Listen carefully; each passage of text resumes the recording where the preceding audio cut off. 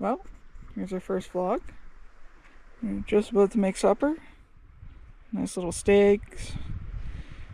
Gonna have some stews, watermelon. Gotta season it right. Pick it up on the barbecue. Talk about a spot. Super nice. Not sure how well this is gonna work. Kind of I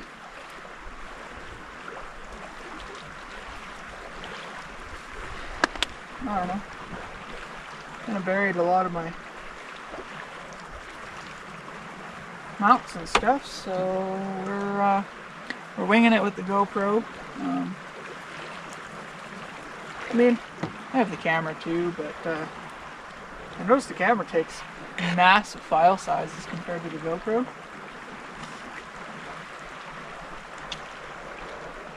Good watermelon. But yeah, so I'm gonna be seasoning up the steak. I'm gonna make some beef stew with it.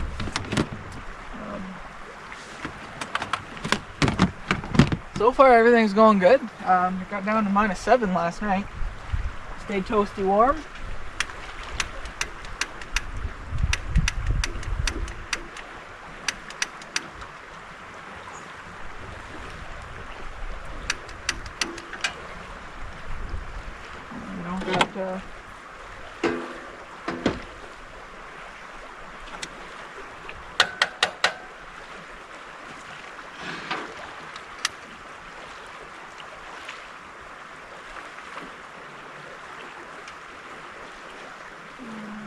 Okay.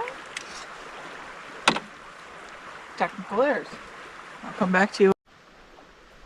I didn't have the bottle screwed on right.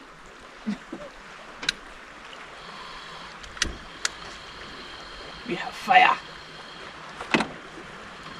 I'll let that warm up a little bit. I still gotta grab butter out of the thing, but I'll soak it up in some butter. And then, yeah.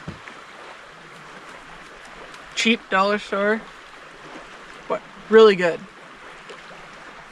Doesn't also make you go to the bathroom either. Under $3. $3 though. Pan all nice and buttery. I like my butter.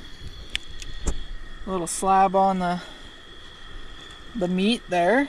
Also, I let this chill in the meantime, so that way, you know, it's all right temperature. So it's just gonna go on. You want that piece of butter right underneath. Let it melt. Probably not the ideal way of doing a steak, but it works good for me. And you just let that sit.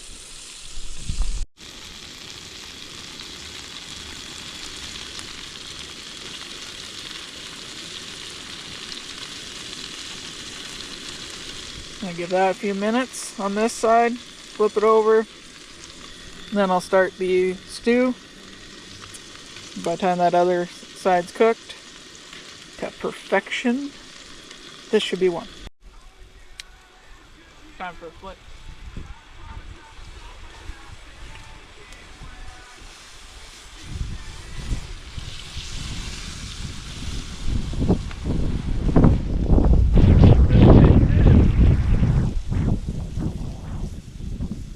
Windy.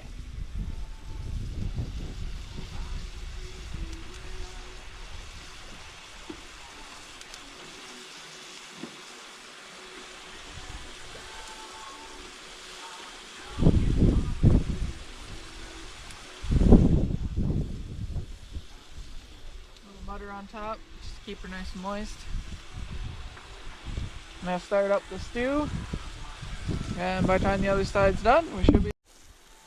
Oh yeah, I almost forgot. Added an addition to the SUV while that's cooking up. We'll walk you around it. Look at that. Never thought I'd own one of these hitch things. But it's kind of nice to not have stinky gas inside the SUV. I got the generator on there. I don't know if I'll use it.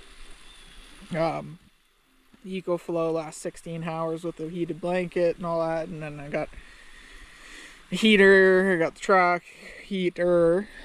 I got options. Like I said, it got down to -6 last night and I stayed warm. So, but it is nice. Like, it's nice to have this on the outside. The only downside to having the generator on there is I can't open the door without moving the generator. I can still open it enough I could access everything underneath the bed, or I could just go from inside.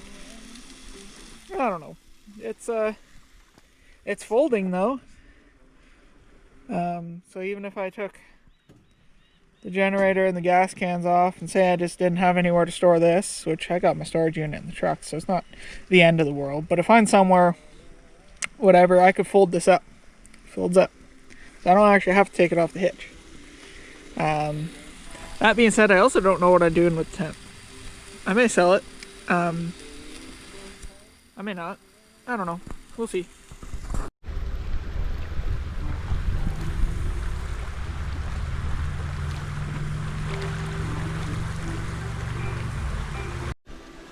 Alright.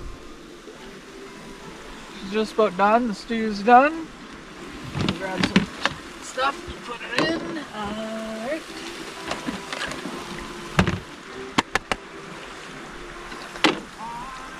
So, I don't want to let the steak rest.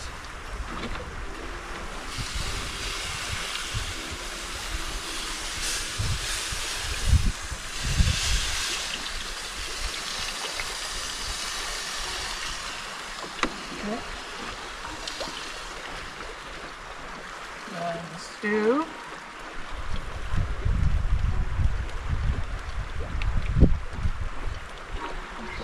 Bowl here.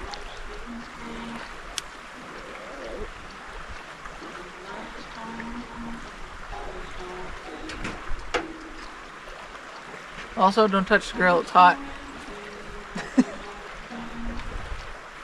So, that's piping hot.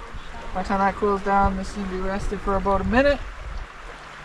And I'll check back in with you after supper.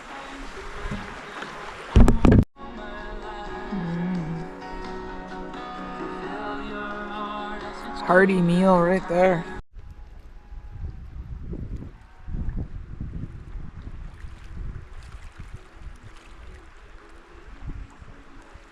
Stew with a view.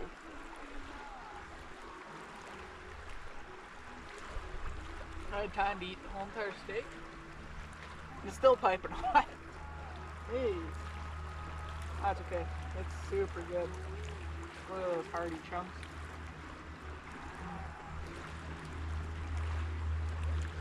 I don't care how bad this is for you, I will still always eat it.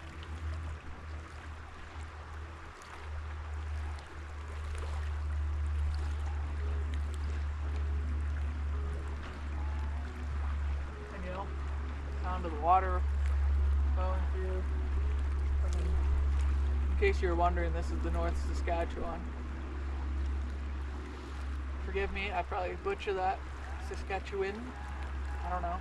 However you want to say it. I've always said Saskatchewan. I'm not from here, so I get a break.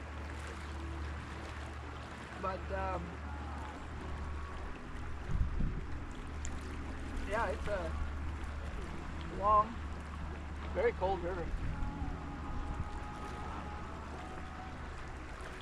But it's super long.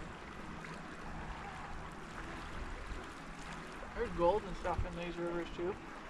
A lot of people pan them out and sluice them and stuff like that. I don't know about where I'm at. I've never really seen anyone do it. But it'd be kind of cool to try. I'm in a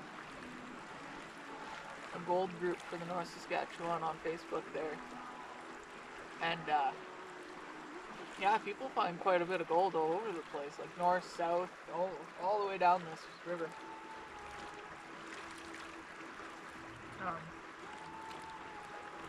I'd love to try BC too, but you gotta be careful. Because I think there's like rules and restrictions and stuff on where you can and where you can't. Plus people have claims. So you don't want to be on someone's claim. That's not cool. They pay money and all that stuff for that. And as far as I'm aware, it's kind of a pain in the butt to actually get a claim. So it's actually not cool.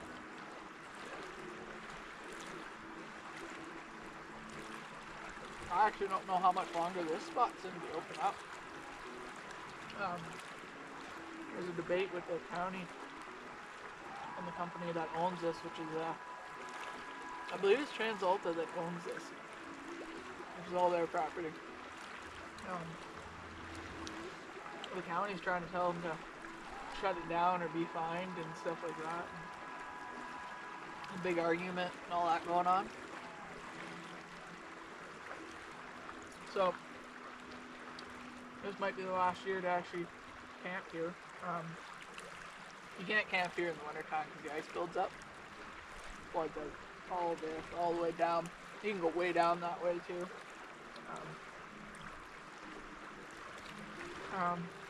Yeah, I don't know what I'm going to do for wintertime. Parking lot bum it or Provincial Park. Crimson Lake Campground has a few sites that are open year round with power and stuff. No water, but they're, it's $25 a night.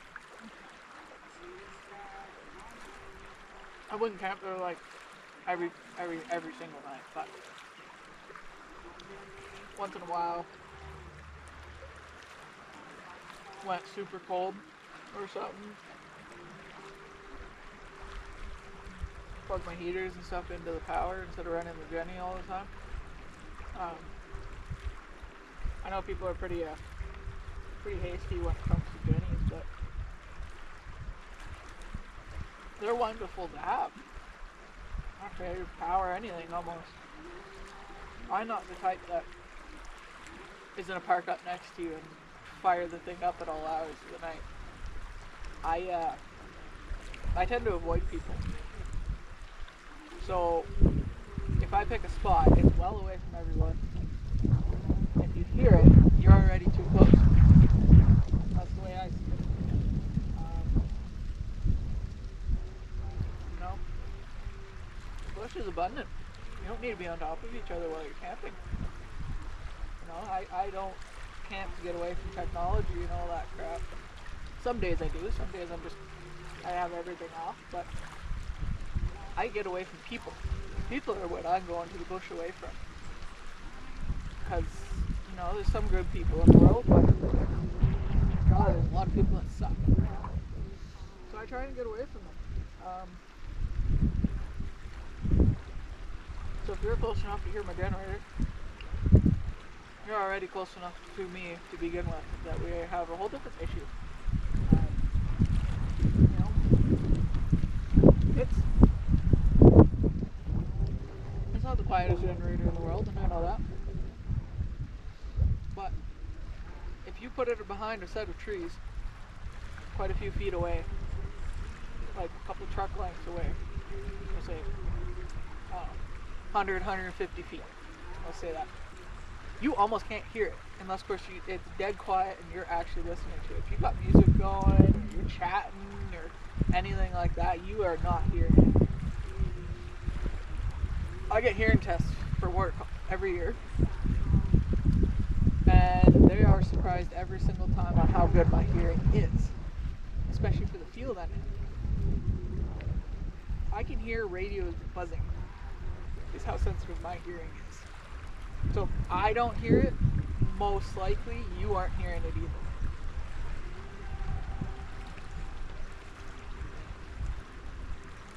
That said, I'm not going to be a dick about it either. You know, if I'm parked in a spot that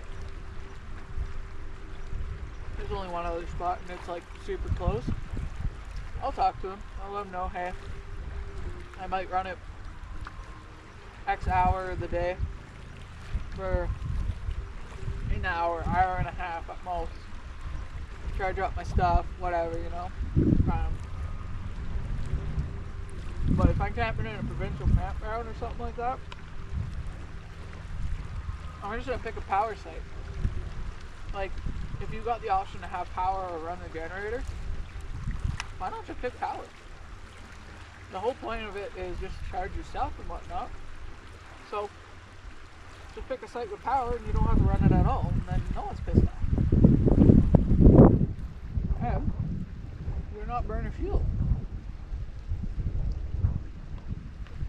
If I'm random camping, like I said, I choose spots that are well away from people. Like, well away. Like, here, the nearest person is way on the other side of all these trees. And that's a good, almost a kilometer away. I drove all the way in here just to be that far away from people.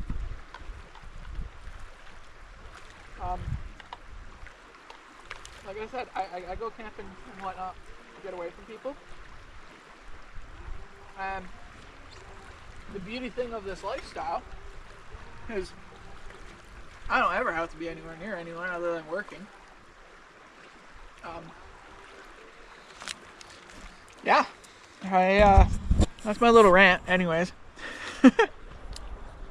the steak was good. The steak was tender. It was awesome. A tiny bit overcooked. Not even overcooked. It's just cooked more than what I normally like it to be. I'm more of a medium rare guy. It was pretty much medium, high side of medium. But it was good. It was super tender, super moist. That butter was awesome. And then, yeah, stew's good. Stew's always good. I love my stew. But yeah, we got, quite the setup inside. I'll make a separate video of that. There's no point in getting into that. Like I said, with the tent,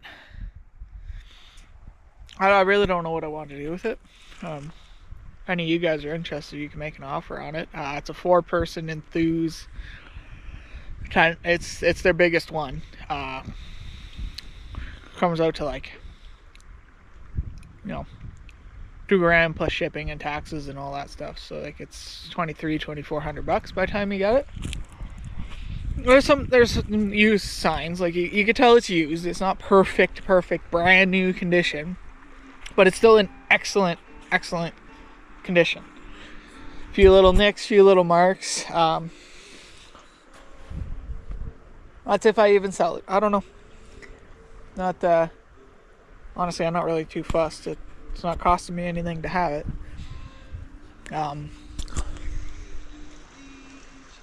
I don't know what else to talk about in this. This is sort of the first couple of nights, right? So, not a whole lot of excitement has happened yet. I'm just gonna clean up my disaster all right there and all that stuff, because, still haven't knocked down the cooking utensils yet. I've roped in the inside, the sleeping arrangements and stuff. I've, fuel. That's another thing, fuel in the truck. I don't let it go underneath half a tank of fuel. In a 6 to 7 hour sleep, I tested it. 6 to 7 hour sleep, it burns about a quarter tank of fuel. So if, say, my heat source or whatever goes out, I want to make sure that if I had to run the SUV for an extended period of time, I got more than enough fuel to do that and still drive back to town in the morning to fill up. So half a tank is like my minimum. I don't want to go any less than that. The other thing I got to get mounted is I already drilled the holes. In one of my other previous videos, my last one, I was talking about going into the nomad lifestyle and stuff like that. I mentioned that my buddy Mike had given me a bunch of light bars and stuff like that. So the one thin one is gonna go there. I'm gonna do the ditch lights like most people do up here. I don't know if I'm gonna mount them to this plastic or mount them to the hood. I'm gonna kind of station them there and see which way I like them better, but they are going up there regardless. And then yeah, I'm gonna do, I figured out a way to do a winch without having to go with those big bulky bumpers, which I still may do. There is one, if I could find it, that I want to do with the full wraparounds, comes down and around, you know, the big, many of you probably don't know, but Iron Bull used to make a really big one, like wrapped up over the hood and stuff like that. I don't know if I wouldn't go the hood. The hood might be a little bit much, but the full, you know, brush guard around the front and stuff like that. If I go that route, then I can just slap the winch in that, obviously. But there's a hidden winch, so it's a little hard to see, but generally it kind of tucks up and behind. I'll remove this grate, which I'm now just realizing is actually metal. But the Fairlead, I think, sits here or right here. Yeah, it's hard to tell because everything, all the videos I found, it says the hidden winch is actually for the pickups. It's not for the SUVs at all, but it does fit.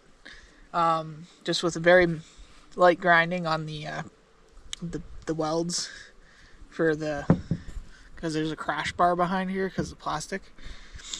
There's a lip in one section where the thing sits. It doesn't affect anything at all whatsoever. But it mounts all up in there. But they're always the Chevs. The Chevs have a different bumper than the GMCs. They got like a license plate indent, and it fits perfect in there. And that's right about here or here. Like it's kind of in this spot. But it'd be nice to have. I don't know if I'll ever use it. I don't plan on bringing this in places like that, but yeah, I got stuck in snow or someone's in the ditch or I need to help someone out, you know, it's nice to have. But I'm going to end it there for this week. Like I said, I'm going to try and get these up once a week. I'm thinking every Friday. We're Sunday now, so this is going to be uploaded at the end of the week. I think that's going to be the schedule. Every Friday there's going to be a video. And once a week's going to be a vlog. Every second week's going to be a video. Some sort of edited video. It might be off-roading. It might be just forestry. It might be some scenic stuff. I'll figure that out. But regardless, every single Friday there should be a video. I'm going to aim for that and see how that works out. We might adjust accordingly.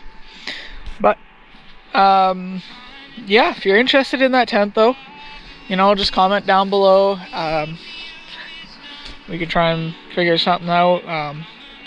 Just remember, I'm in Alberta. I'm not shipping it. I'll deliver it kind of within a few hours of me kind of thing, but I'm not shipping it anywhere. It's you pick it up or I deliver it within reasonable distance. Like I said, a couple hours, I don't mind. Alright, so yeah, catch you in the next one.